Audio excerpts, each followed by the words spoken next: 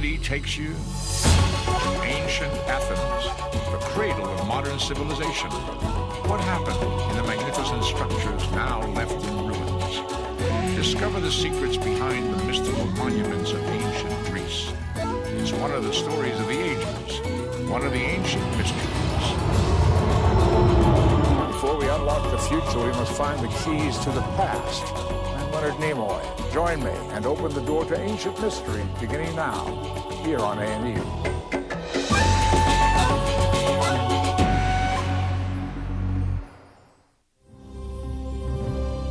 In one brief but classical moment in time, the ancient citizens of Athens, Greece, built the most magnificent temples that mankind has ever been inspired to create. Towering shrines shrouded with unworldly spirits and mysterious cults that indulged in unspeakable sacrifices. Discover for whom these columned temples were built, and learn about the haunting mysteries that still lie buried amongst these marbled wonders of ancient Greece.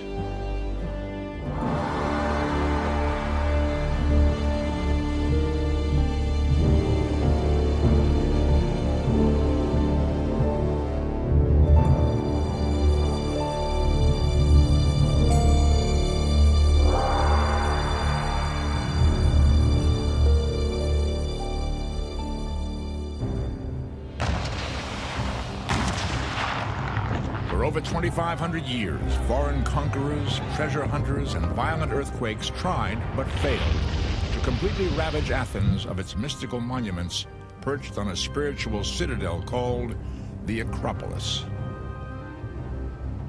It was here, in 5th century BC Athens, where the seeds of modern civilization took root. Sexual and artistic freedom flourished. It was the birthplace of democracy, science, philosophy, and theater. Yet these monuments were also sacred sites steeped in cultic worship and secret rituals, where the smell of blood and smoke consumed the air. It was said that Greece is a spring that will never run dry. Yet it is the quest to unlock the mysteries of Athens' magnificent monuments that continues to fire the thirst of man. Risen to glory in the 5th century BC, the city of Athens exploded with artistic and cultural excellence. In less than 50 years, the most brilliant minds known to man created a monumental Mecca that eludes us to this day. Why were these monuments built? And what secrets lie buried under this bastion of silent stones? After years of barbarian warfare, what has become of the monuments that were once built for a divine dynasty? Have they sunk into ash and rubble? And what remains of the celestial columns that are now shadows of a paradise lost?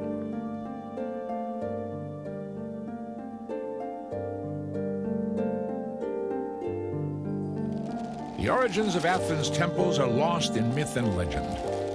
In prehistoric times, the earliest records from 1000 BC reveal that Attica, the Mediterranean area now known as Greece, was once divided into many city-states, Athens being the most powerful.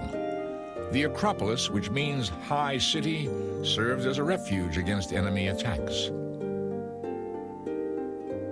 The early Athenians believed that the Greek goddess Athena, protector of life, and Poseidon, god of the sea, competed to rule over Athens. In the contest, Athena created the olive tree. Poseidon, on the other hand, struck his trident down on the limestone rock on the Acropolis and produced a spring of salt water.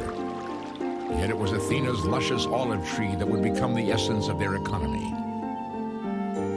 No one in ancient Greece doubted Athena's supernatural powers.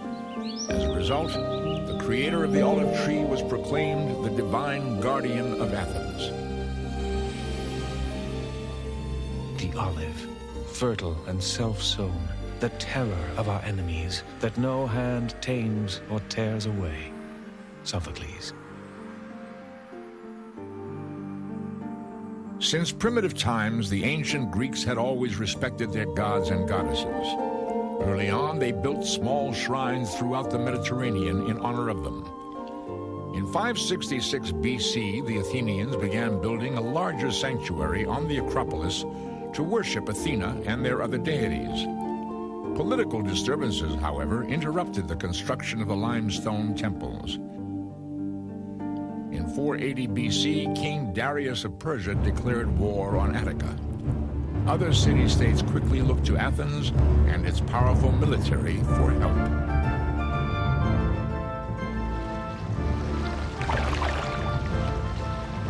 The Athenians fought Persians on the shores of Marathon and at the Battle of Salamis. After 10 years of Persian barbarity, the Athenians triumphed. But their sanctuary on top of the Acropolis was in ruins. Scaffolding smoldered to ashes. The marble crumbled to the ground.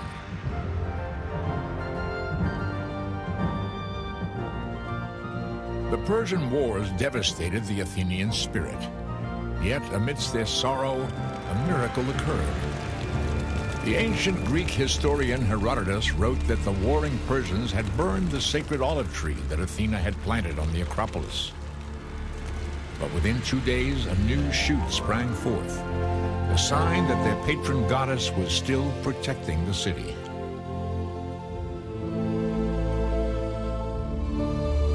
The Athenians looked at this as an omen of future success.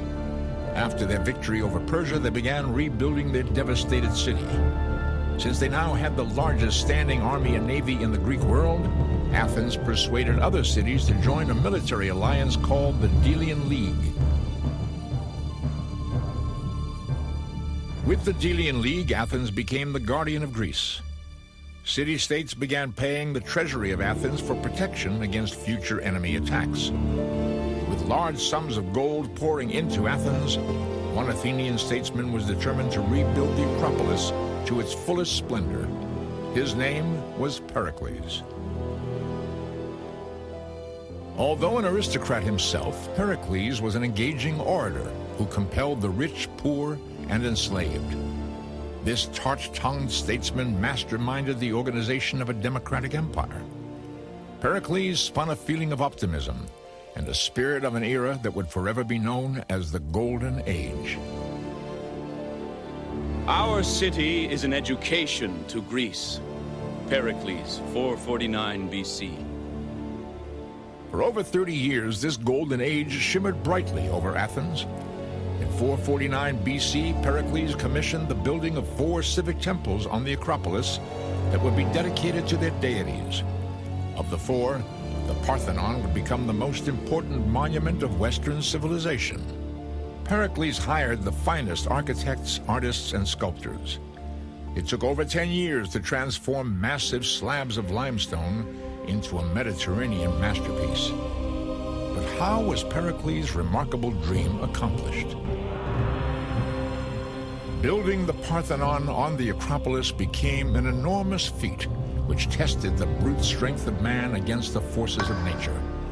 With muscle and might, large gangs of workers, many of whom were slaves, dragged slabs of precious limestone from quarries miles away, using only ropes and oxen. The Pentelic marble was then placed on carts, where teams of horses hauled the material up the steep hill to the Acropolis.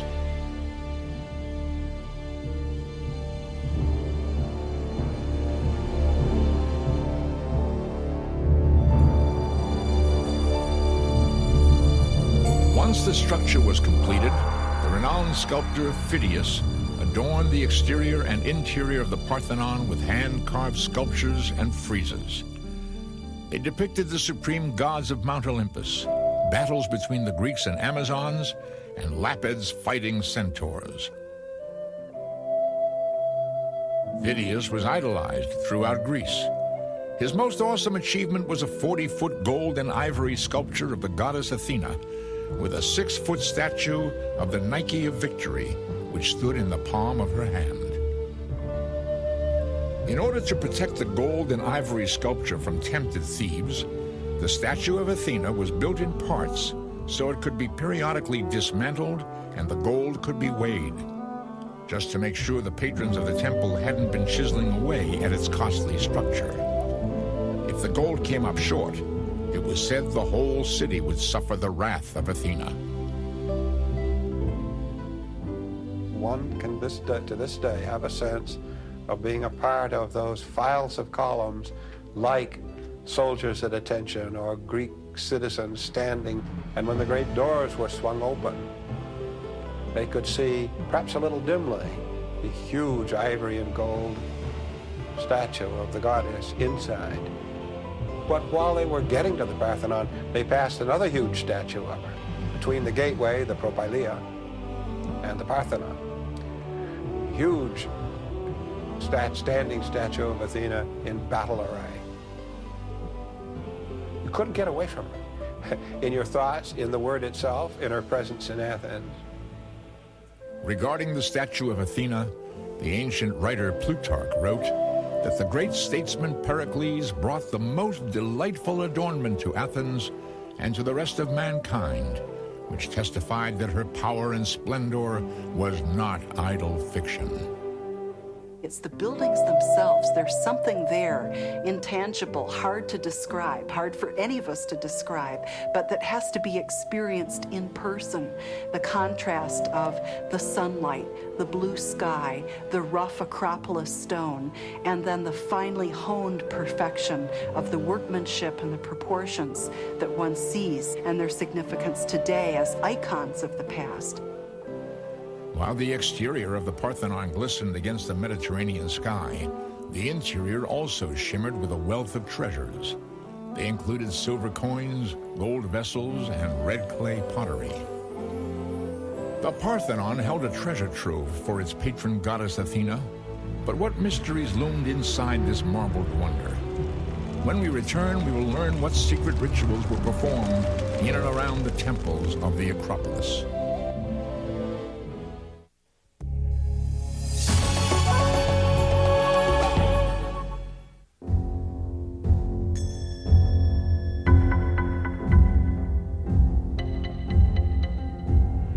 Lord Nestor began the sacrifice, holding the bowls of holy water and barley.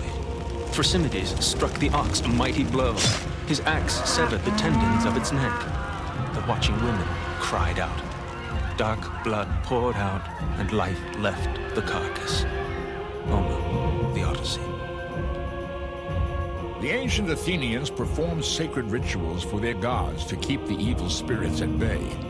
On the Acropolis, such sacrificial ceremonies occurred every 4 years, when Athens put on a grand birthday party called the Panathenea Festival in honor of their patron goddess, Athena.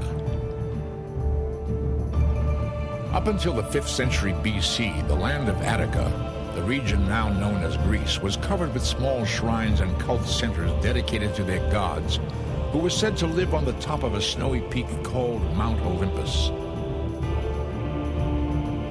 The Panathenea Festival was the first attempt in ancient Athens to create a national cult for all of its citizens to celebrate.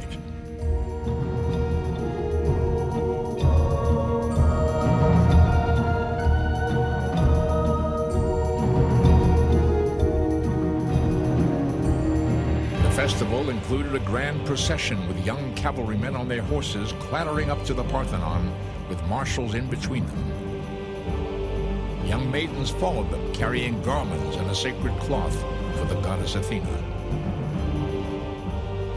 The cult statue of Athena was dressed up, was given a new robe, and I suspect that it was also given earrings and jewelry, so it got a whole new apparatus. And the appearance of the cult statue must have been seen as a kind of epiphany of Athena for the common people. The festival was peppered with wine, women, and song. Athletic and singing contests were performed in honor of the gods. The winners usually received a large jar of olive oil, which was almost as precious as gold. Ancient epigraphs reveal that the statue of Athena presided over a ceremony where bulls and sheep were sacrificed. On some festival days, over 100 animals would be slaughtered as offerings to the patron goddess. The Acropolis was filled with cult, so to say, and with cult monuments. What happened is that you had these temples surrounding an open space, and in this open space the sacrifices took place. because you have to have a bit of a public space for the people to gather, for the populace to gather. And the main rituals that happened here during the festivals were, first of all, sacrifices of animals. That is the common thing. Questions persist of where the sacrifices actually took place. Many archaeologists believe that they must have been performed outside the temple due to the carnage and amount of blood that must have been spilled. The archaeological evidence on the Acropolis itself is very hazy. Of course, we have a place between the temples where we think the sacrifices took place, but no altar has been found. The ancient Athenians were very superstitious about appeasing their gods. On these festival days, and even on non-festival days, any citizen could go to a certain temple and take part in a sacrifice to ask a particular deity for a favor. Greek peasants would typically ask for economic aid or better luck with the harvest of their crops. Women would frequently ask the gods for aid in childbirth and raising healthy babies.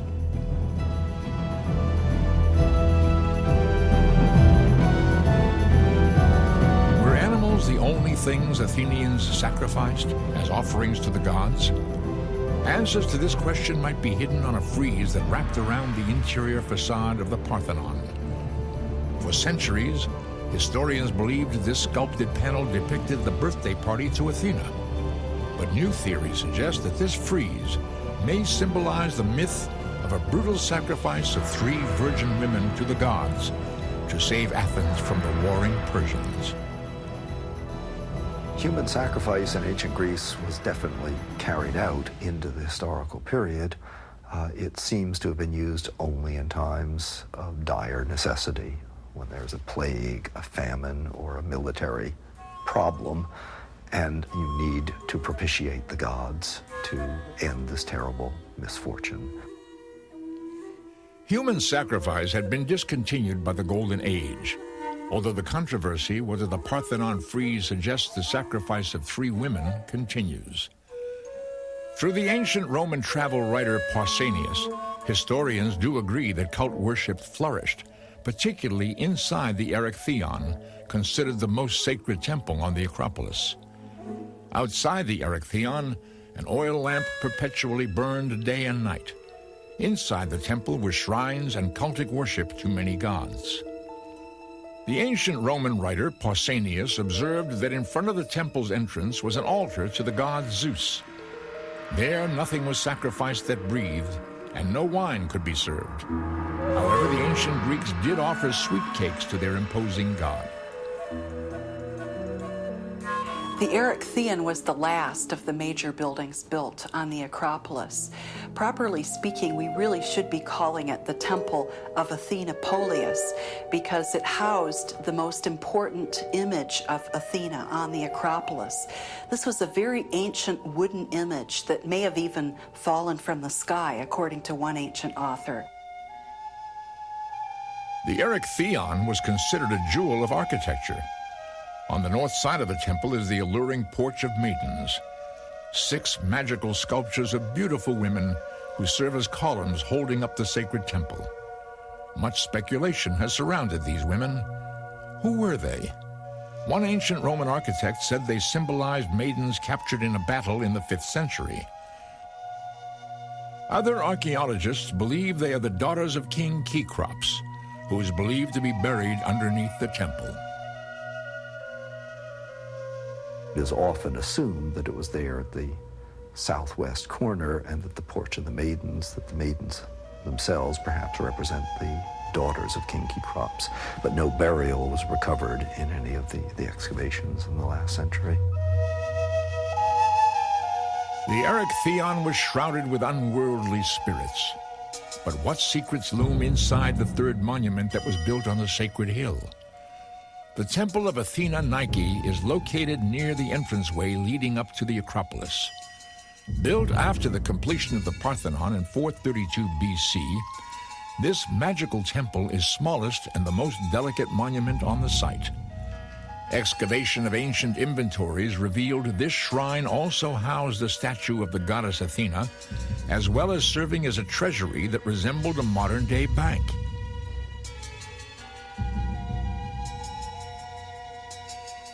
The citizens of Athens brought their money and valuables to the temple for safekeeping. But the Athenians thought it only proper to pay interest to the goddess for the privilege of keeping their money there. And no one dared steal anything from under the watchful eye of Athena.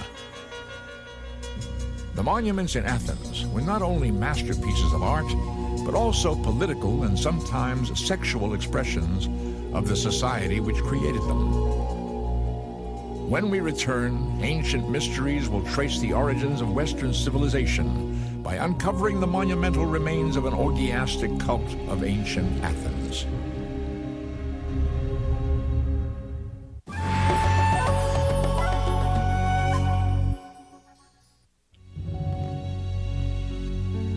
While Athens, Greece, was building its own marbled kingdom during the 5th century BC, other countries around the globe were making their own mark in history.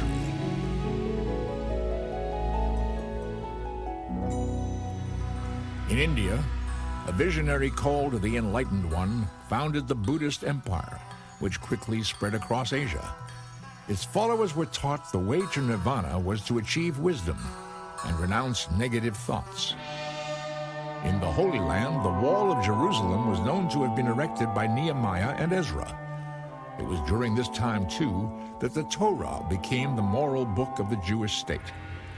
And in Italy, the imposing Etruscan Empire was slowly caving in to the powers of a new sovereign authority, the Romans, who one day would also rule Athens.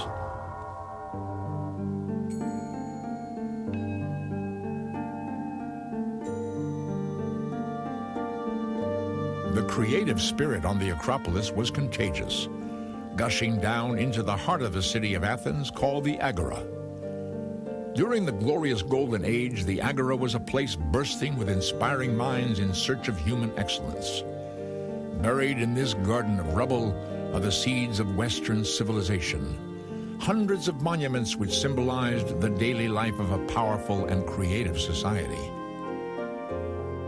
I think Athens had a sense of optimism at this time, a sense of power and possibility, a sense of an optimistic future that helped to fuel the creativity in the visual arts and in the literary arts.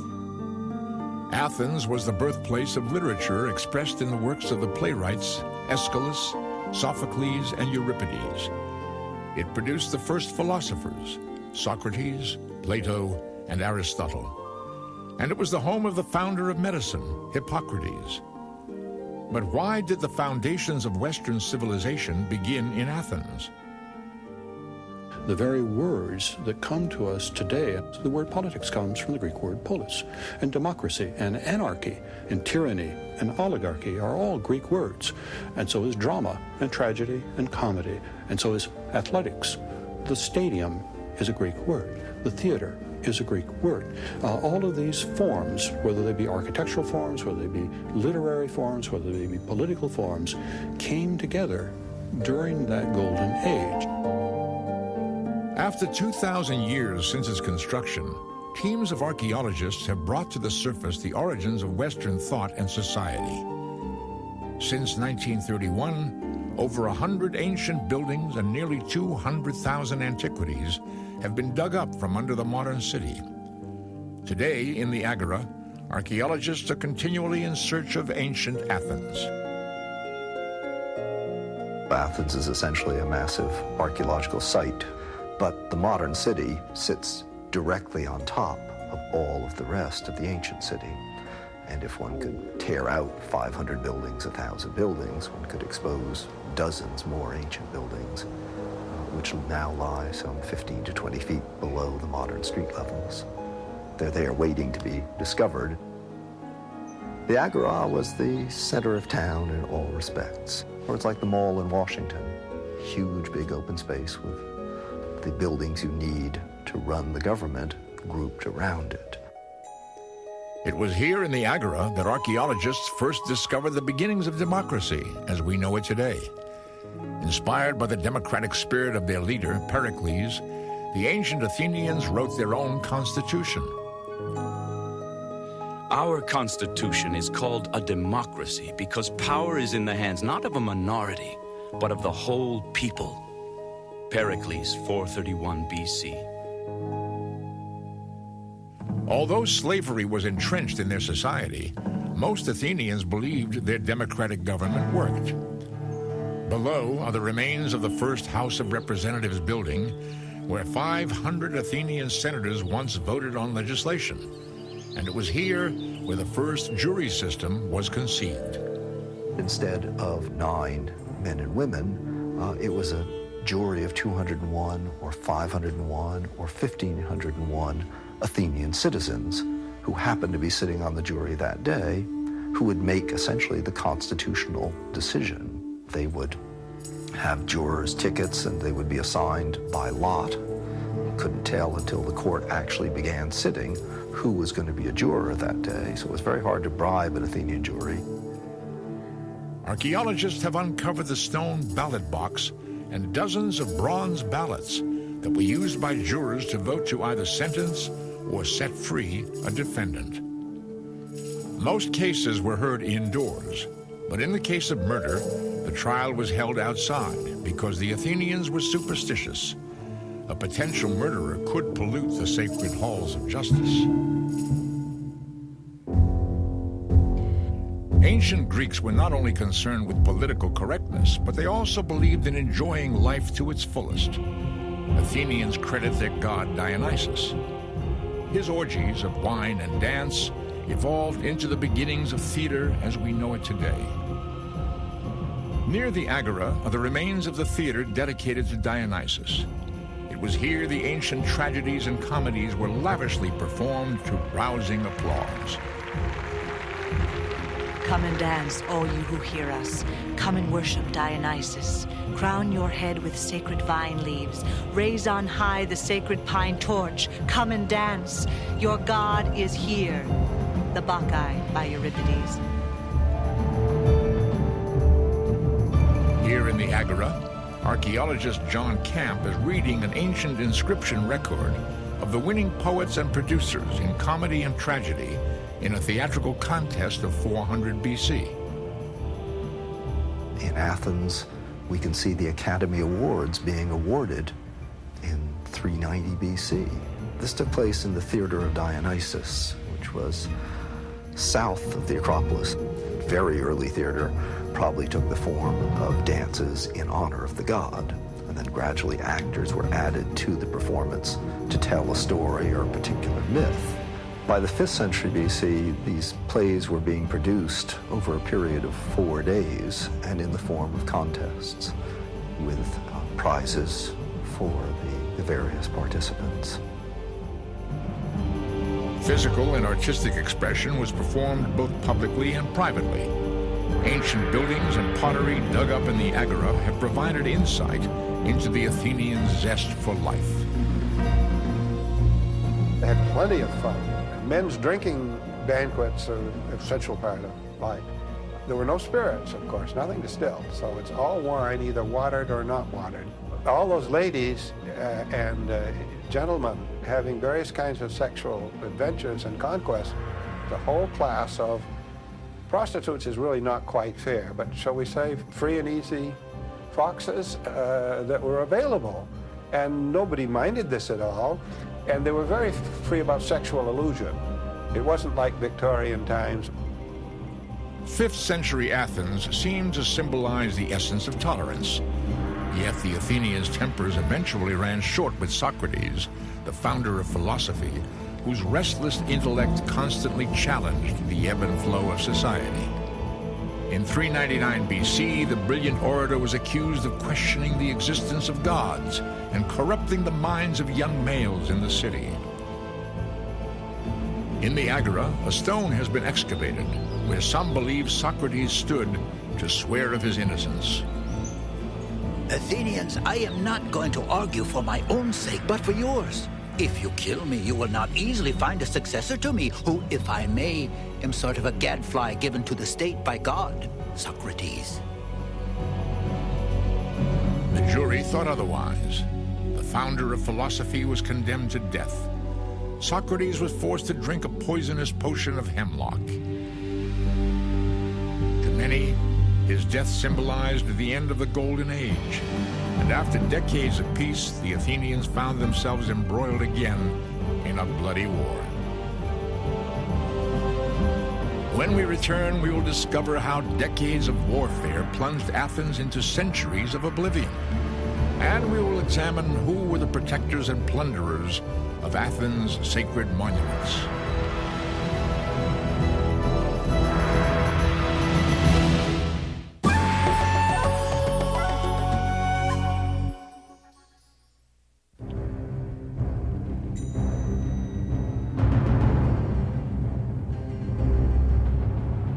For every nation that lives peaceably, there will be many others to grow hard and push their arrogance to extremes. The gods attend to these things slowly, but they attend to those who put off God and turn to madness. Sophocles, 431 BC. The end of the glorious 5th century BC also marked the end of Athenian supremacy. In 403 BC, after 27 years of warfare, Athens was conquered by its former allies, the Spartans. Democracy had fallen, the Athenian spirit was waning. If the defeat in the Peloponnesian War wasn't enough, a devastating plague had swept through Athens, taking thousands of lives, including their great leader, Pericles. With the death of Pericles, many wondered what was to become of Athens' monuments. For centuries, the city fell into the hands of many conquerors. Some respected Athens' sacred monuments, such as Alexander the Great of Macedonia. But then came the Romans, who not only conquered, but plundered. When the Romans first came into contact with the Greek world, they did so militarily. Their warriors made off with a great deal of Greek art as plunder and booty from their military success. But at the same time, they were extraordinarily respectful of Greek education and Greek culture. Even the taking off of this material represented a desire to participate in Greek civilization. As time went on, this bond between Athens and Rome became very strong. Much of Greek civilization survived through the medium of the Roman Empire.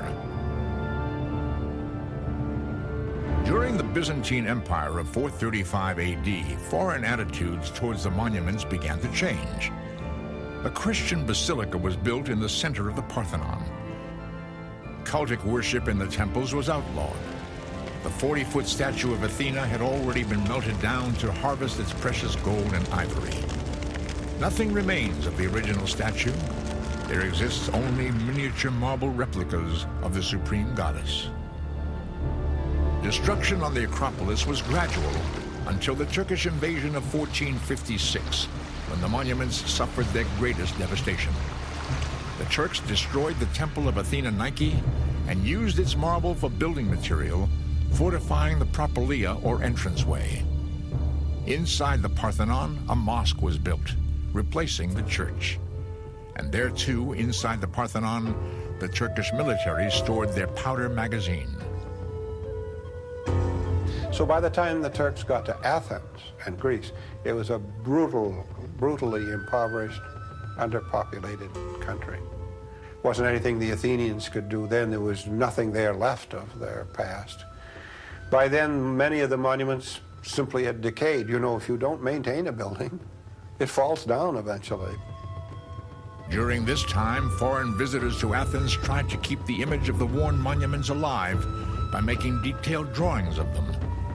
But then, on an evening of September of 1687, the unspeakable happened. Warring Venetians bombed the Parthenon, hitting the powder magazine. The most splendid temple known to man came crashing down on two sides. The Acropolis became a bedlam of broken marble. Many of Phidias' finely sculpted friezes shattered into pieces. Athens' monumental achievement was in shambles. People no longer looked at the ruinous temples as works of art. Athenians hauled away wagon loads of broken marble to use to build their homes. Say you wanted to build your own house. There was a building, all you needed to do was just dismantle it and take the stone away. And in many ways, what survives is some of the blocks that people did not want to use. For example, columns and some of the more decorated elements of a building sometimes survive better than the square blocks because the square blocks are more useful in later buildings. Foreign visitors pocketed sculpted fragments from the Parthenon as souvenirs of its past glory. Treasure hunters from all over Europe came to pillage the monuments for profit, maliciously slashing off the valuable heads from Greek sculptures. When coming down to the citadel of the Acropolis, I took a piece of marble from the Parthenon, and since then, I have always taken something from the monuments.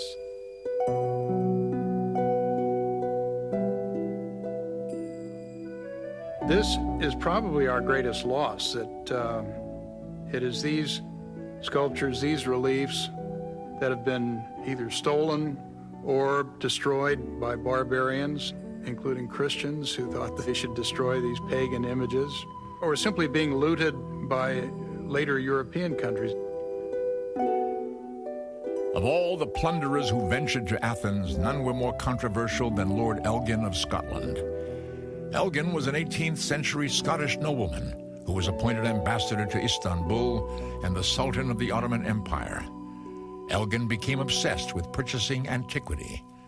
While on a visit to Athens, he set his sights on the temples of the Acropolis.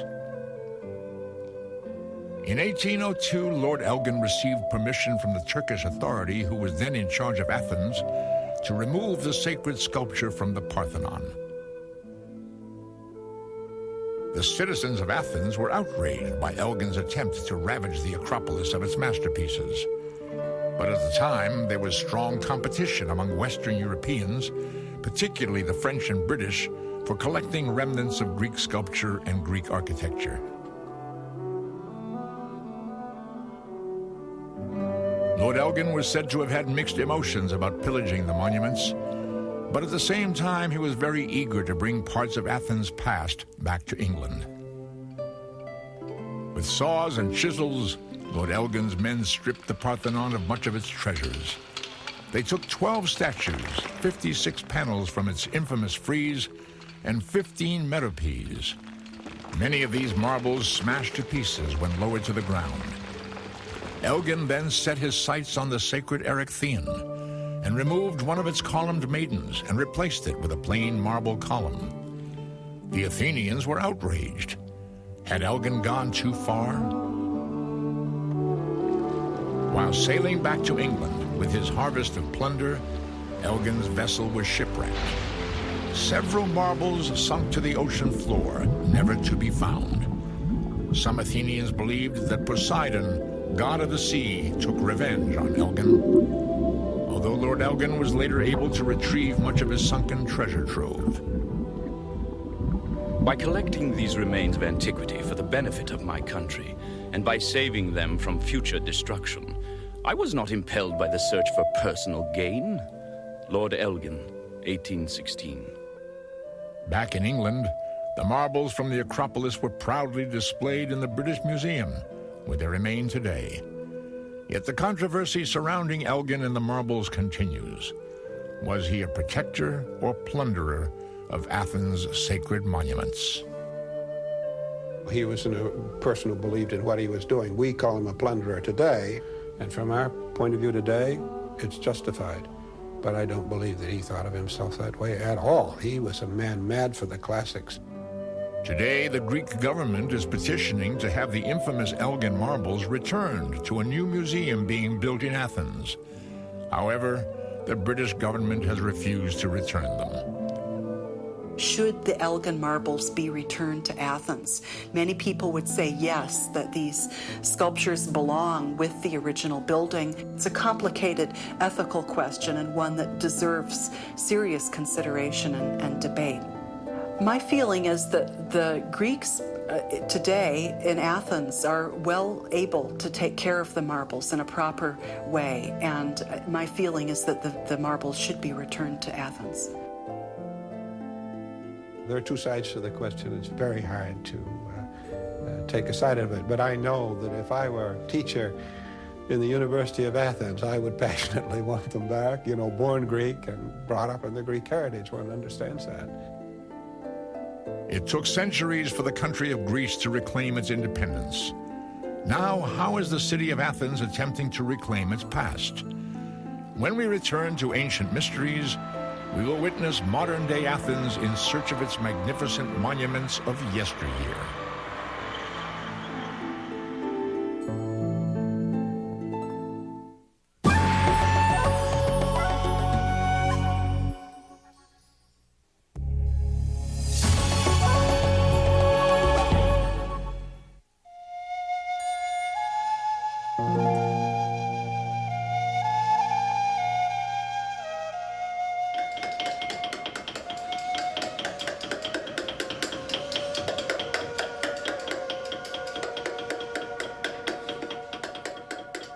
Every marble is labeled. No stone has been left unturned. These are the archaeologists and architects who work on the Acropolis. They're a massive team determined to piece back together the monumental mysteries of Athens' past while fighting the modern-day forces of erosion and pollution. The first excavations began on the Acropolis in 1837 with the founding of the Archaeological Society. Between 1885 and 1891, archaeologists from all over the world began unearthing treasures that revealed the brilliance of the Acropolis temples. Early discoveries were the 12 statues of maidens called Korai, found near the Erechtheion, which had not been seen in 2.5 millennia. At one time, hundreds of these sculptures were scattered amongst the temples as presents to the goddess Athena. Almost all the original marbles from the temple of Athena Nike, which was destroyed during the Turkish invasion, were collected and used to entirely reconstruct the temple to its former splendor. The sacred Erechtheion has also been completely rebuilt, stone by stone. Yet, without the existence of drafting plans, notes, or photographs, how are these archaeologists and architects able to reconstruct these ancient temples? Always there are problems which come up during the works. Dr. Tassos Tannoulis is an architect who has made unlocking the secrets of the Acropolis a lifelong endeavor. He has been responsible for locating and numbering most of the marbles on the Acropolis. By studying these broken pieces, as well as unearthing the foundations of these ancient temples, Dr. Tannoulis and his colleagues are trying to solve the world's greatest jigsaw puzzle. When the exact position on the building is identified, is found, we give another number which shows exactly which place of the monument this block was originally.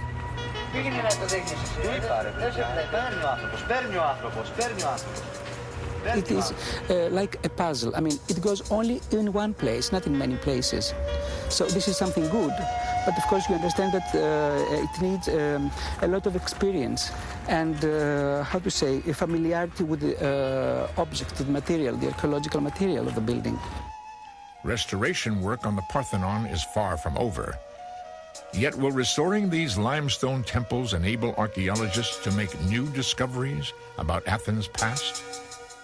This whole concept that we have of looking at a building like the Parthenon with its glimmering white pentalic marble is very much a modern concept. We know, for example, with buildings like the Parthenon, were also painted in bright colors, reds and blues and blacks. It allows us to look at the past in a totally different way.